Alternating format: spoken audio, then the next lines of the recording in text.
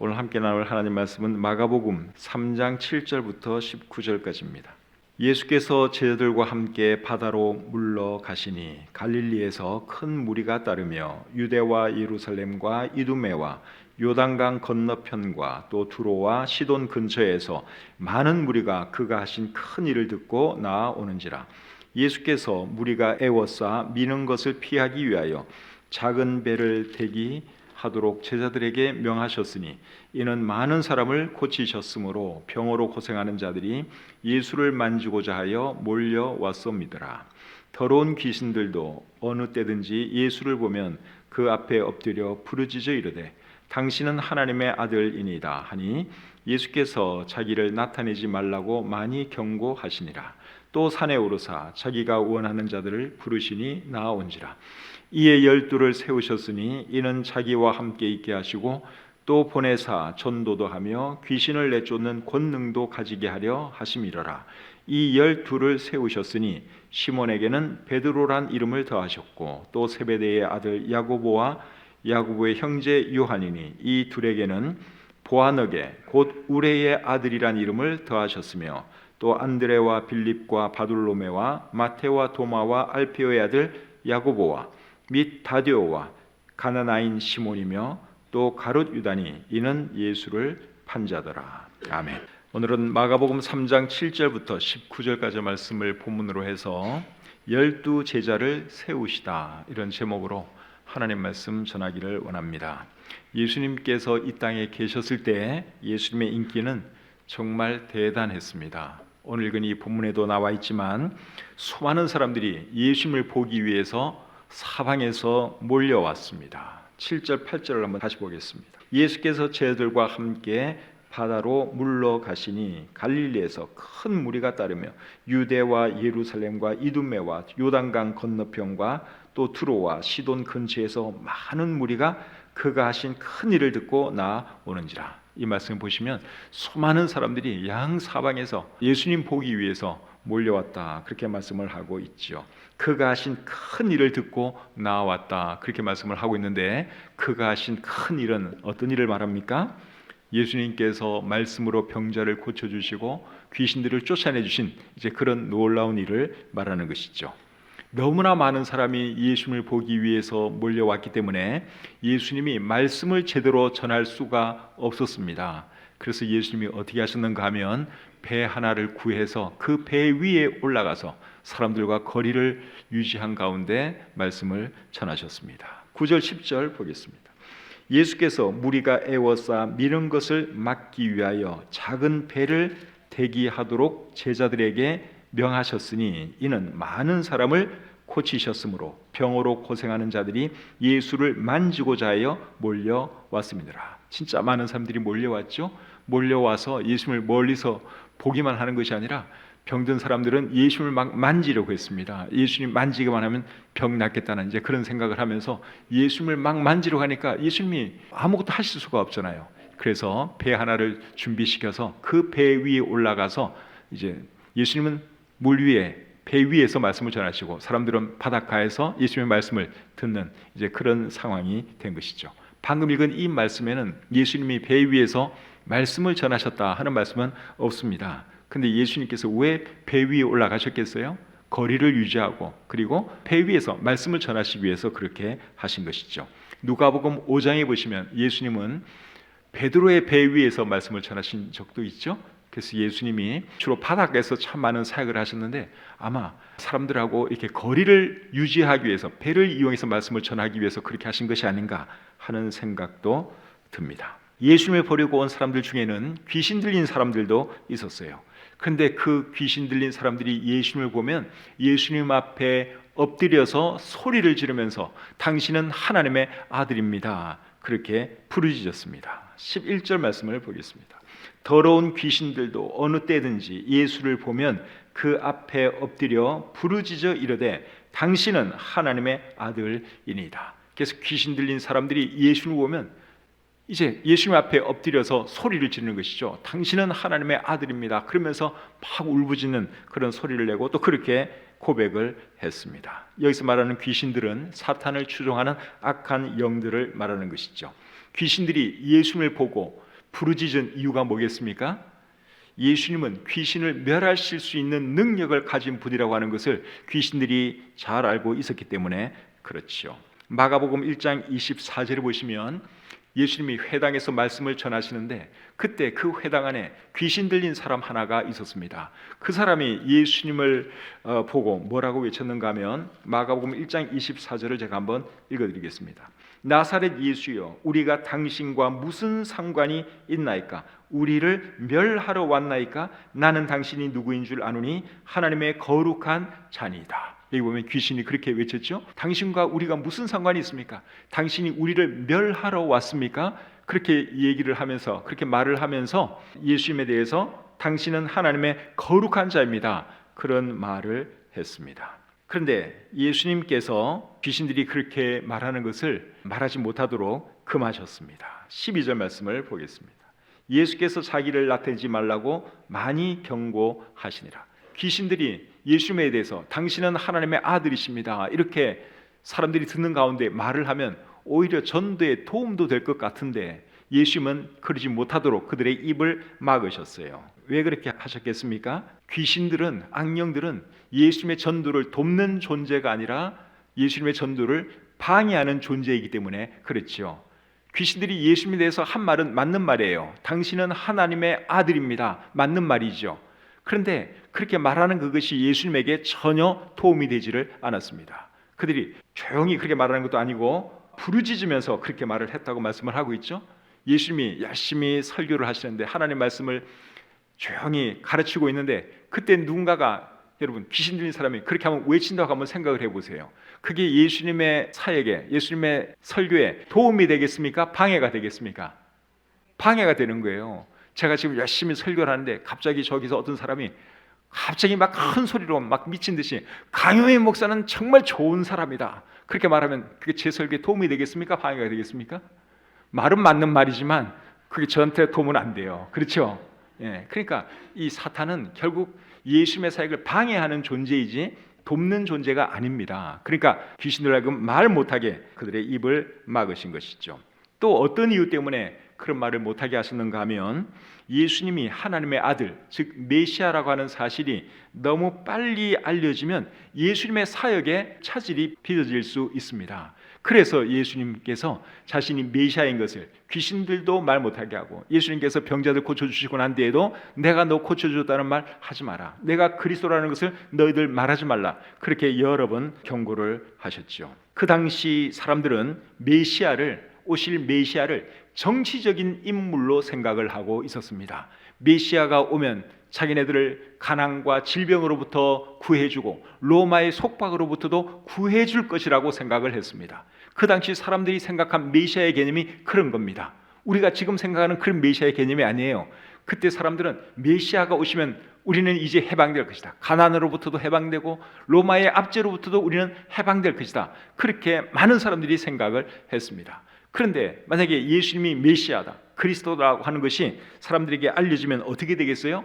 그렇게 생각하는 사람들이 예수님을 왕으로 삼지 않겠습니까? 아, 저분이 메시아래, 우리가 저분을 왕으로 모셔야 돼, 그러면서 막 왕으로 모시려고 하겠죠. 우리 성경에 실제로 이제 그런 예가 있죠. 그리고 만약에 그런 사실을 로마가 알게 되면은, 로마 정부가 알게 되면은 어떻게 생각하겠습니까?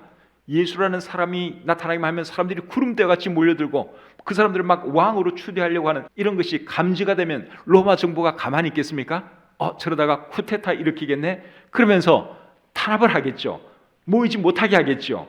그래서 예수님께서는 아직까지 자신이 메시아인 것이 나타나면 안 된다고 생각을 했기 때문에 사람들에게, 그리고 귀신들에게 내가 메시아인 것을 말하지 말라, 그렇게 말씀을 하셨고, 또 귀신들도 말 못하게 그들의 입을 막으신 것이죠. 예수님이 메시아 맞기는 맞는데 예수님은 어떤 종류의 메시아입니까? 사람들이 생각하는 그런 정치적인 메시아가 아니라 십자가에 달려 고난당하시고 죽으실 그런 메시아였죠. 그것을 예수님께서 이제 어느 순간부터 말씀을 하시게 됩니다. 내가 메시아인데 내가 이제 잠시 뒤에 십자가에 달려 죽을 것이고 죽은 뒤에 다시 살아날 것이다. 예수님께서 나중에 이제 그렇게 사람들에게 공개적으로 말씀하시기 시작합니다. 근데 아직까지는 때가 아니기 때문에 귀신들이 말하는 그런 것들을 말하지 못하도록 입을 막으신 것이죠. 7절부터 12절까지의 내용을 우리가 살펴보았습니다. 7절부터 12절까지의 내용이 뭐였습니까? 많은 사람들이 예수님을 보기 위해서 몰려들었다 하는 것이죠. 그리고 이 일은 어디에서 일어난 일입니까? 바닷가에서 있었던 일이죠. 그런데 이제 13절부터 19절까지의 내용은 뭔가 하면 소수의 사람을 예수님께서 불러서 제자로 세우시는 그러한 내용입니다. 그리고 그 일은 어디서 있었는가 하면 바닷가가 아니라 산에서 있었습니다.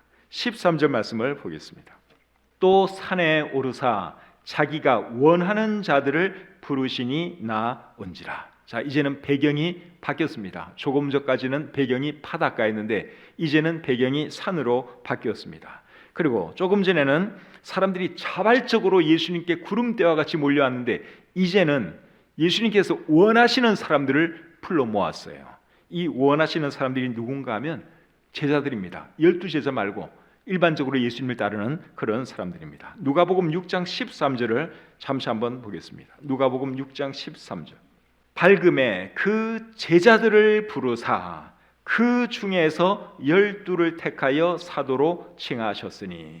그러니까 예수님께서 누구를 불러 모았는가 하면은 여기서 말하는 원하는 사람들은 제자들이에요. 제자들. 근데 여기서 말하는 제자들은 12제자를 말하는 것이 아니라 일반적으로 예수님 따르는 그런 모든 사람들을 불러 모았다 하는 것이죠. 그리고 그 중에서 12를 택하셨다, 그렇게 말씀을 하고 있습니다. 그래서 앞에서는 사람들이 자발적으로 예수님께 몰려들었지만 이제 13절부터는 예수님께서 원하시는 사람들, 예수님 따르는 사람들을 따로 불러 모으셨고 그들 중에서 12사람을 특별한 제자로 세우시게 되지요.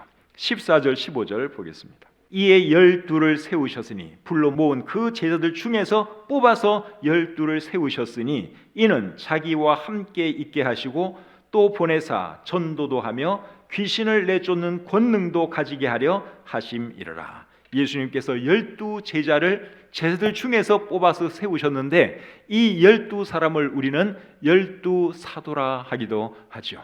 12사도를 예수님께서 이제 선택을 하셨습니다. 예수님께서 이 12사도를 세우기 위해서 누가복음 6장 12절에 보시면 밤이 새도록 기도를 하셨어요. 그리고 날이 밝고 나서 제자들 가운데서 12사람을 예수님께서 불러서 특별한 제자, 사도로 세우셨습니다. 왜 사도로 세우셨느냐? 그것이 14절과 15절에 여기 설명을 하고 있는데 첫 번째 이유는 뭡니까? 자기와 함께 있게 하시려고 12를 택하셨다고 말씀을 하고 있죠. 14절 보겠습니다. 이에 12를 세우셨으니 이는 자기와 함께 있게 하시고, 12제자를 부르신 첫 번째 이유는 예수님과 함께 있게 하시려고 예수님께서 그들을 제자로 불러 세우셨습니다. 자기와 함께 있게 하신 이유는 또 뭐겠어요? 왜 예수님이 그들과 함께 있기를 원하셨을까요? 그들을 가르치기 위해서 그렇게 하신 것이죠. 예수님은 많은 사람들을 대상으로도 가르쳤지만 소수의 사람들을 대상으로도 가르쳤어요. 또 특별히 12사람을 더 잘 가르치기 위해서 예수님이 12사람을 선택하셨습니다. 두 번째로 왜 그들을 불렀는가 하면 전도하게 하시려고 그들을 불러 세우셨습니다. 14절 하반절에 보시면 또 보내사 전도도 하며, 두 번째 이유는 전도예요. 전도하도록 하기 위해서 그들을 불러 세우신 것입니다. 예수님께서 이 땅에 오신 목적이 뭐죠? 예수님께서 이 땅에 오신 목적은 전도입니다. 마가복음 1장 38절에 보시면 예수님은 전도하기 위하여 오셨다, 예수님이 그렇게 말씀을 하셨습니다. 예수님이 전도하기 위해서 오셨기 때문에 이제 12제자도 결국 뭘 해야 하는 것입니까? 예수님과 함께 전도해야 하는 것이죠. 그 다음에 세 번째로 왜 이들을 부르셨는가 하면 귀신을 쫓아내는 권능을 가지게 하시려고 이들을 부르셨다, 그렇게 말씀을 하고 있습니다. 15절 다시 보겠습니다. 귀신을 내쫓는 권능도 가지게 하려 하심이러라. 세 번째 이유는 뭡니까? 귀신을 내쫓는 권능을 그들에게 주시기 위해서 예수님이 그들을 세우셨다, 그렇게 말씀을 하고 있죠. 예수님께서 왜 이 사람들에게 귀신을 쫓아낼 수 있는 그런 권능을 주시기 원하셨을까요? 그들이 전하는 말에 신빙성을 더해 주시기 위해서, 힘을 실어 주시기 위해서 예수님께서는 그들에게도 귀신을 쫓아내고 병을 고칠 수 있는 그런 특별한 권능을 주셨습니다. 늦게 사도가 된 바울에게도 하나님은 사도 바울이 전하는 그 말에 힘을 실어 주시기 위해서 바울에게 표적과 기사와 능력을 행할 수 있는 은사를 주셨죠. 고린도서 12장 12절 말씀에 그렇게 되어 있습니다. 고린도서 12장 12절 제가 읽어드리겠습니다. 사도의 표가 된 것은 내가 너희 가운데서 모든 참음과 표적과 기사와 능력을 행한 것이라. 사도 바울이 하는 말이에요. 내가 사도의 표가 된 것은 참음과 표적과 기사와 능력을 행할 수 있는 그것이다. 그렇게 말씀을 하고 있습니다. 이런 것을 행할 수 있어야지 사도 바울이 하나님의 말씀을 전할 때 사람들이 야, 저분도 하나님의 사도가 맞구나, 예수님의 사도가 맞구나 하는 것을 알고 믿을 수 있기 때문에 하나님께서 바울에게도 그런 은사와 능력을 주셨다 하는 것이죠. 그래서 표적과 기사와 능력은 모든 사람에게 다 주시는 그런 은사는 아니고 사도들에게 특별히 주신 은사다 하는 것을 여러분들이 잘 기억하시기를 바랍니다. 사도행전 5장 12절에 보시면 이렇게 기록이 되어 있죠. 사도들의 손을 통하여 민간에 표적과 기사가 많이 일어나매. 누구의 손을 통해서 표적과 기사가 많이 나타났다고요? 사도들의 손을 통하여. 그렇죠? 그러니까 이런 건 아무나 할 수 있는 그런 것이 아니다 하는 것을 여러분들이 꼭 기억하시길 바랍니다. 요즘은 신사도 운동이라고 하는 그런 이상한 운동이 있는데요, 오늘날에도 하나님께서 사도를 세우고 그런 사람들에게 놀라운 어떤 능력을 행할 수 있다고 생각을 하는 것이 신사도 운동이에요. 잘못된 거예요. 그 사람들은 성경을 어떻게 보는지 모르지만 옛날에 이제 사도들이 그런 일을 했다고 해서 자기네들도 이제 그런 것을 흉내내는데 전혀 성경적이지 않습니다. 그 당시 실제적인 예수님의 사도들 12사람과 그리고 이방인들을 위해서 특별히 세움받은 사도 바울이 이제 정말 사도였고 그들에게 하나님께서는 이런 은사를 주셨다 하는 것이죠. 크게 보면 우리도 예수님의 제자들이죠. 우리가 12제자 중에 한 사람은 아니지만 예수님을 따르는 사람들은 사실은 다 예수님의 제자들이에요. 그렇다면 우리도 무엇을 해야 하겠습니까? 12사람을 세워서 그들에게 기대하신 것을 우리도 해야 하는 것이죠. 그래서 우리가 어떤 일을 해야 되는가 하면 예수님께 배워야 합니다. 예수님은 이 사람들을 가르치기 위해서 예수님이 이들을 불러 세운 겁니다. 그렇다면 우리도 예수님의 제자인데 우리도 예수님께 배워야 하는 것이죠. 예수님이 이 땅에 안 계신데 어떻게 예수님께 배울 수 있습니까? 성령을 통해서 배울 수 있죠. 요한복음 14장 26절 말씀 한번 보겠습니다. 보혜사 곧 아버지께서 내 이름으로 보내실 성령 그가 너희에게 모든 것을 가르치고 내가 너희에게 말한 모든 것을 생각나게 하리라. 예수님이 하늘로 올라가시고 나면 예수님께서 성령을 보내주실 것이라고 말씀을 하시면서 성령께서 너희들을 계속 가르칠 것이고 내가 한 모든 말들이 생각나게 해주실 것이다. 그렇게 말씀을 하고 있습니다. 구원받은 사람들 마음에는 성령님이 계시죠? 성령님이 우리를 끊임없이 가르쳐 주십니다. 말씀을 통해서 기록된 하나님의 말씀을 통해서 성령님께서 우리에게 가르쳐 주시죠. 그래서 우리는 성령님을 통해서 기록된 하나님의 말씀을 통해서 우리는 계속 배워야 하는 것입니다. 제자는 원래 배우는 사람들이에요. 그래서 우리가 잘 배울 수 있기를 바랍니다. 또 우리가 뭘 해야 되겠습니까? 예수님의 제자라면 전도를 해야죠. 전도하게 하기 위해서 이들을 부르셨다. 그렇게 말씀을 하셨죠. 예수님이 모든 제자에게 주신 명령은 전도하라는 것 아닙니까? 그래서 저와 여러분들이 예수님의 제자라면 전도해야 하는 것이죠. 여러분 전도하고 계십니까? 전도 안 하는 사람은 예수님 제자 아니에요. 전도해야 하고 그리고 끊임없이 예수님께 배우는 사람이 예수님의 제자예요.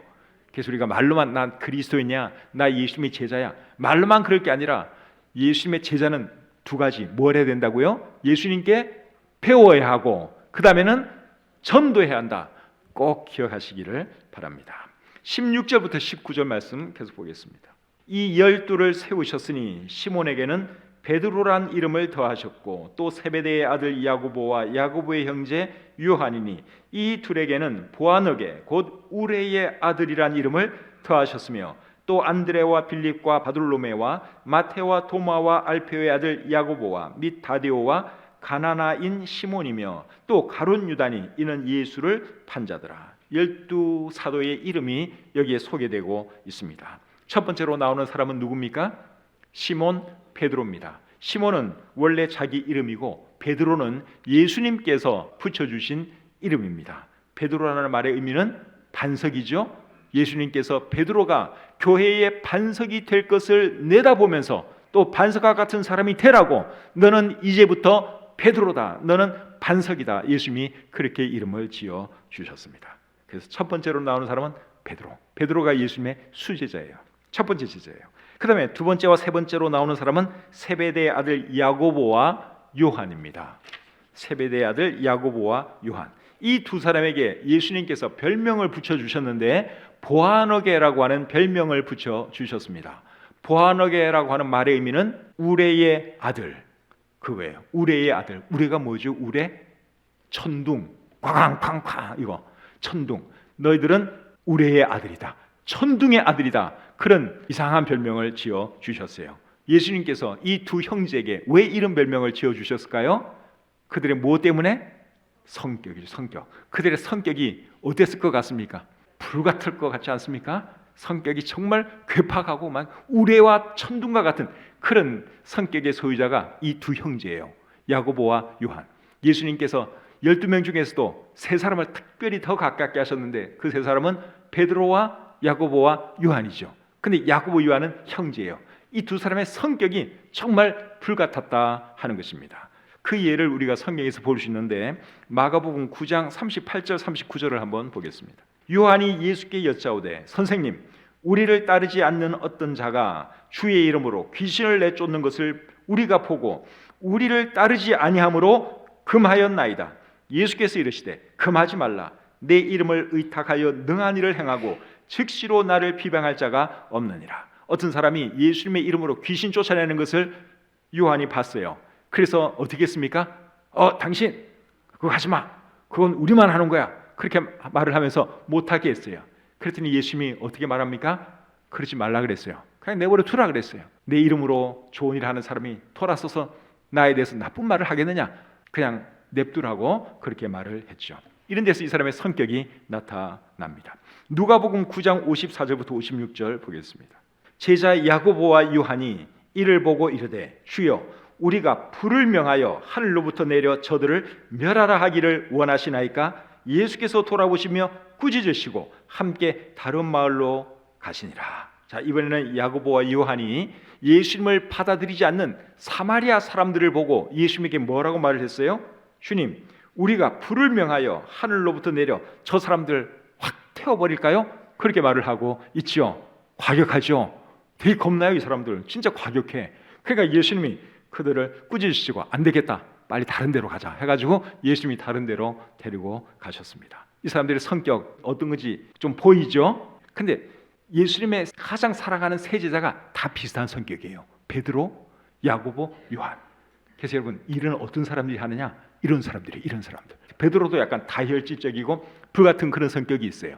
그리고 야고보, 요한, 이런 사람들. 성격이 좀 괴팍하고 참 뭐 같긴 한데 그래도 이런 사람들이 일은 한다 하는 것이죠. 야고보는 12제자 중에서 제일 먼저 순교당합니다. 야고보가 순교당하는 것은 사도행전 12장 1절과 2절에 기록되어 있어요. 헤롯 왕이 야고보를 칼로 죽입니다. 그래서 12제자 중에서 첫 번째로 죽임당한 사람이 야고보예요. 그리고 요한은 12제자 중에서 제일 오래 사는 사람이 요한이에요. 두 형제간이 극과 극입니다. 야고보는 제일 빨리 죽고 요한은 제일 오래 살고, 그리고 요한은 순교당하지 않고 자연사했어요. 늙어서 자연스럽게 죽었습니다. 그리고 요한이 기록한 책이 요한복음, 요한 1, 2, 3서, 그리고 요한계시록을 기록했죠. 근데 이 요한이 훗날 어떤 별명을 얻게 되는 줄 아십니까? 사랑의 사도. 요한은 사랑의 사도예요. 요한 1, 2, 3서를 읽어보시면 사랑하라는 말을 얼마나 많이 하는지 몰라요. 얼마나 사랑이 많은지 몰라요. 근데 이 사람이 젊었을 때는 별명이 뭐였다고요? 우레의 아들, 천둥의 아들. 그런 정말 예수님도 인정하는 괴팍하고 과격한 그런 사람들인데, 이 사람들이 예수님한테 배우더니 사랑의 사람이 되었어요. 그래서 예수님 잘 믿으면 이런 성격도 이렇게 좋은 사랑의 사람이 될 수 있다 하는 것이죠. 네 번째로 나오는 사람은 안드레입니다. 안드레는 베드로의 형제이고 베드로를 예수님께 데리고 온 사람이죠. 그러니까 예수님의 12제자 중에서 순서적으로 시간적으로 제일 먼저 예수님을 따른 사람은 사실은 안드레예요. 안드레가 베드로를 인도했으니까 이제 서열로 따지면 베드로가 1등인데 시간적으로 베드로보다 더 먼저 예수님을 따른 사람이 안드레예요. 안드레가 자기 형 베드로를 데리고 예수님께 와서 그도 예수님을 따르는 그러한 사람이 되었죠. 이 안드레는 베드로처럼 한 번 설교에서 3,000명씩 회개시키는 그런 능력은 없었습니다. 근데 이 안드레는 뭘 잘하는가 하면 개인 전도를 참 잘해요. 자기 형 베드로도 예수님에게 데리고 왔죠. 그리고 떡 5개와 물고기 2마리가 든 그 도시락을 가진 소년, 그 아이를 예수님께 데리고 온 사람도 누군가 하면요, 안드레예요. 그러니까 안드레는 개인적인 접촉을 굉장히 잘하는 사람이에요. 저와 여러분이 베드로처럼 한 번 설교에서 막 3,000명씩 구원받는 그런 능력의 사람은 못 된다 할지라도 우리가 마음만 먹으면 안드레처럼 한 사람 두 사람 전도하는 것은 가능하지 않겠습니까? 이 안드레가 정말 귀한 사람이에요. 저와 여러분들이 베드로 같은 그런 큰 인물은 못 된다 할지라도 우리 주변에 있는 사람들을 주님께로 인도하는 그런 사람이 되었으면 좋겠습니다. 5번째와 6번째로 나오는 사람은 빌립과 바돌로메이지요. 빌립을 예수님께서 부르시는 내용은 성경 어디에 나옵니까? 요한복음 1장 43절 44절에 나와요. 예수님이 지나가시다가 빌립을 보고 부르셔서 그때부터 빌립이 예수님의 제자가 됩니다. 빌립이 예수님의 제자가 되고 난 뒤에 누구를 또 예수님께 전도하는가 하면 나다나엘이라고 하는 사람을 예수님께 전도하게 되죠.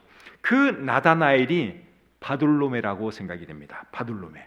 빌립과 바돌로메는 늘 이렇게 주로 성에 보면 같이 나옵니다. 요한복음 21장 1절과 2절을 보시면 부활하신 예수님이 바닷가에 가서 고기 잡는 제자들에게 다시 한번 나타나세요. 근데 그 7 제자 중에 누가 포함되어 있는가 하면 나다나엘이 포함되어 있습니다.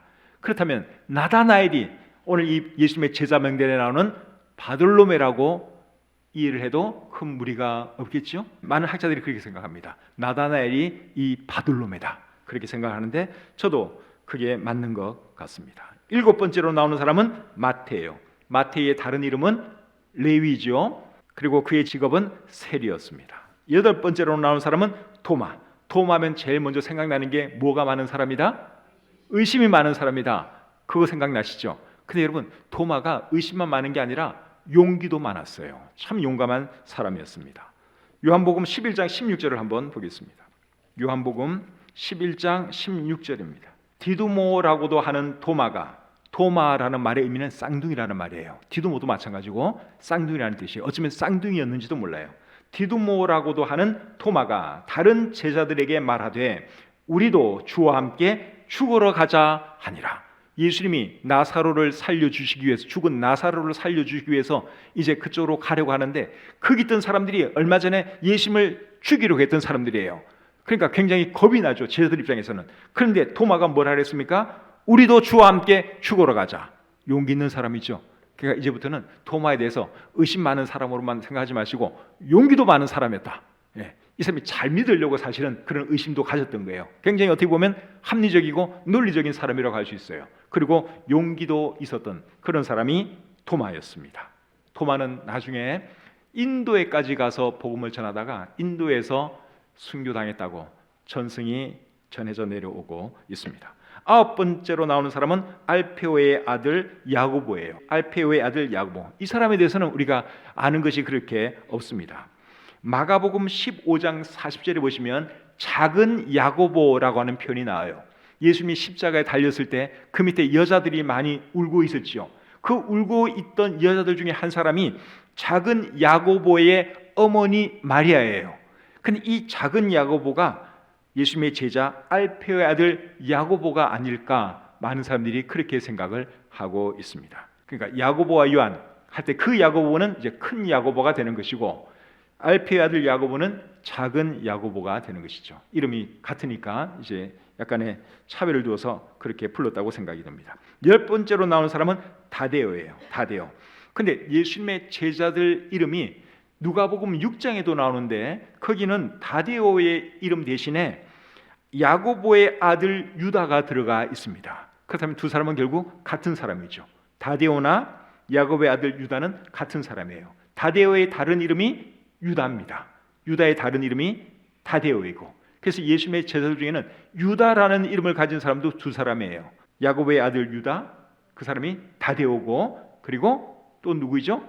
가룟 유다. 유다가 두 사람 있습니다. 11번째로 나오는 사람은 가나나인 시몬. 가나나인이라는 말은 열심당원이라는 말이에요. 이 사람들은 이스라엘의 독립을 위해서 로마와 싸우는 사람들이에요.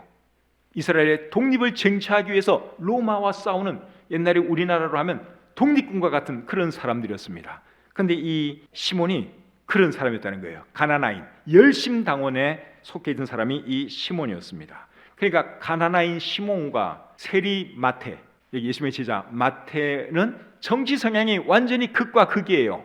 이 사람은 반로마파, 시몬은 반로마파, 마태 세리는 친로마파, 로마 정부에 대해서 세금 걷는 일을 했으니까 친로마파이죠. 그런데 어쨌든 정치적으로는 완전히 반대의 사람들이 예수님의 제자로 함께 일을 했다 하는 것이죠. 예수님 안에서는 이런 것이 가능합니다.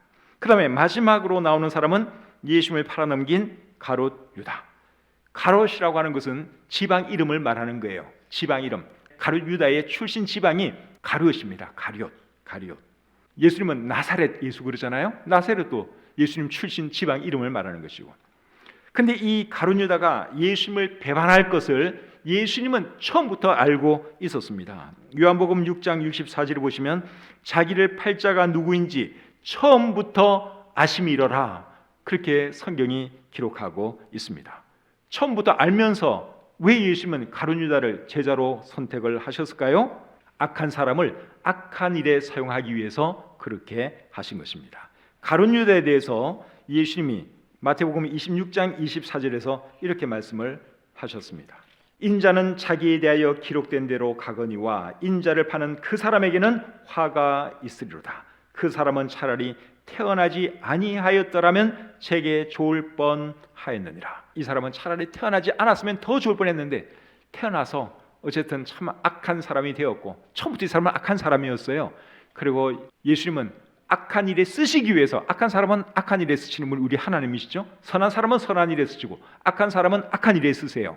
그래서 악한 일을 하도록 예수님께서 쓴 사람이 결국은 이 가룟 유다였다 하는 것이죠. 가룟 유다가 한 일에 대해서는 결국 누구 책임입니까? 자기가 책임, 본인 책임이에요. 그 사람이 원래 그런 마음을 먹었고 자기의 결정에서 그런 일을 한 것입니다. 그래서 이 사람이 나중에는 자기가 한 일이 너무너무 괴로워서 결국 자살하고 말았죠. 회개했으면 그래도 구원받을 수 있었을 텐데 회개는 안 하고 그냥 후회만 하고 자책하다가 결국은 너무너무 괴로워서 자살로 생을 끝내고 말았습니다. 예수님이 12제자를 쭉 살펴봤는데 평범하죠? 이 사람 중에 돈이 있거나 많이 배웠거나 뭐 사회적으로 유명한 또 능력 있는 그런 사람은 아무도 없습니다. 고린도전서 1장 26절에서 사도 바울이 이런 말을 했습니다.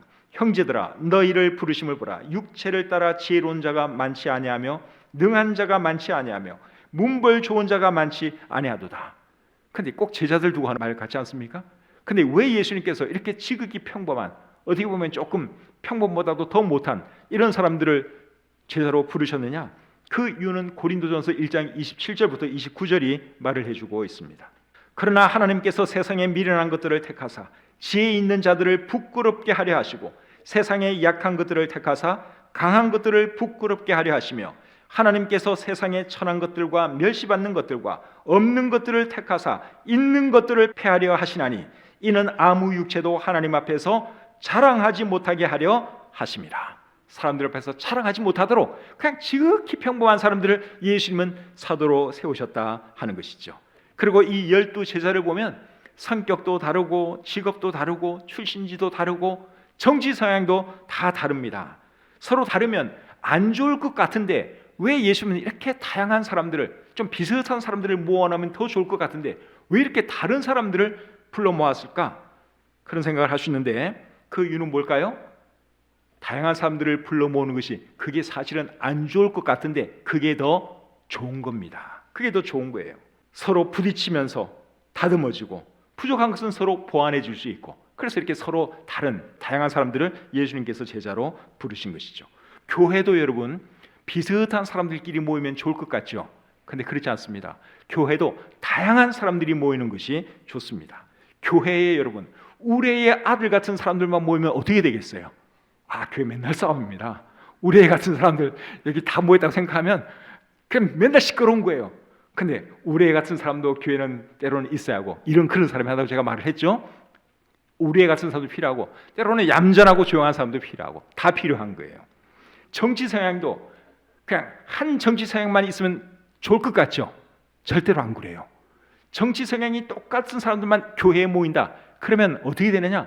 완전히 정치 집단처럼 됩니다. 맨날 이거 할 거 아닙니까? 그냥 우리는 야당 지지한다. 우리는 여당 지지한다. 그러면서 맨날 이게 교회가 아니라 정치 집단처럼 돼버려요. 그런데 정치 색깔도 다양하다 보니까 우리가 다 다르잖아요. 어떤 사람은 여기에 여당을 좋아하는 사람도 있을 것이고 어떤 사람은 야당을 좋아하는 사람도 있을 것이고 서로 다르잖아요. 다르기 때문에 우리는 어떻게 합니까? 조심하잖아요. 입 조심하잖아요. 왜냐하면 저 사람의 정치 성향이 나와 다를 수 있으니까 조심하잖아요. 그러니까 이게 교회 기능을 제대로 할 수 있다 하는 것이죠. 똑같이 돼버리면 맨날 이거 할 거예요. 그냥 선거철만 되면 나가서 막 이거 돌리고 그러면 이게 교회가 아니라 정치 집단이 돼버리는 거예요. 그러니까 정치 색깔도 다양한 게 좋은 거예요. 그리고 서로 조심하는 거죠. 서로 존중해 주는 것이고 지방도 마찬가지예요. 다양한 지방 사람들이 모였잖아요. 어떤 사람들은 전라도, 어떤 사람들은 경상도. 근데 그것도 그냥 한 칼라만 이렇게 뭉쳤다고 한번 생각을 해보세요. 그럼 그게 또 어떻게 되겠습니까? 그럼 교회가 아니고 나중에 향후회가 되는 거예요. 향후회. 맨날 자기네 말 쓰면서 향후회처럼 돼버립니다. 근데 서로 지방도 다르니까 서로 존중하면서 지낼 수가 있는 것이죠. 연세 많은 사람과 젊은 사람이 함께 있는 것이 이런 게 또 좋은 겁니다. 연세가 많은 사람들만 여기 모이면 어떻게 되겠어요? 교회가 늙고 비전도 없고 재미도 없고 그렇죠. 또 반대로 젊은 사람만 있으면 어떻겠습니까? 그건 또 완전히 또 천방지축이 될 수가 있는 거예요. 그래서 교회는 아름다운 가정의 모습을 갖춰야 되는데 그러기 위해서는 연세 드신 분도 계셔야 되고 젊은 사람도 있어야 되고 아이들도 있어야 되고 이런 것이 아름다운 교회의 모습이다 하는 것이죠. 재능도 마찬가지고 은사도 마찬가지예요. 한 재능만 가진 사람은 여기 다 모였다. 모두가 다 음악만 하는 사람만 여기 우리 교회에 가득 차 있다. 그러면 음악은 좋을지 모르지만 다른 면은 또 맹탕이 될 수가 있는 거예요. 그래서 다양한 은사, 다양한 종류의 사람들이 모여야지 그런 교회가 좋은 교회다 하는 겁니다. 그래서 예수님이 일부러 다양한 사람들을 이렇게 불러 모은 거예요. 이해가 되시죠? 그래서 이러면서 이 안에서 섞이는 거예요. 근데 다양한 사람들, 서로 다른 사람들이 모이다 보면 부딪히는 일도 있기는 있어요. 그렇죠? 안 맞잖아요. 부딪히잖아요.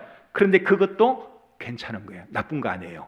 왜냐하면 부딪히면서 내가 다듬어지는 것이고 나를 돌아보기도 되고 또 성숙해지기도 하기 때문에 그렇습니다. 12제자의 공통점도 있어요. 공통점은 뭔 줄 아십니까? 한결같이 예수님 사랑하는 사람이었고 주님의 일에 열정이 있는 사람이었다 하는 것입니다. 그것 때문에 사실은 예수님이 이 사람들을 선택하신 것입니다. 12제자 중에서 요한과 가룟 유다를 제외한 10명이 다 순교했습니다.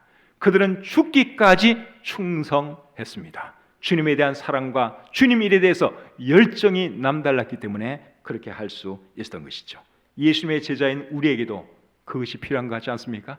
주님에 대한 사랑, 주님의 일에 대한 열정, 그것이 저와 여러분들에게 필요한 줄 믿습니다. 주님에 대한 사랑과 열정이 식은 분들이 계시면 여러분 다시 한번 뜨거워주시고 주님을 더 사랑하시고 주님의 일에 더 헌신되어서 하나님께서 우리로 하여금 한 교회를 이루게 하셨는데 힘을 합해서 하나님의 이 교회를 아름답게 잘 세우고 전도의 사명을 잘 감당하는 우리 교회가 되시기를 주님의 이름으로 축복합니다.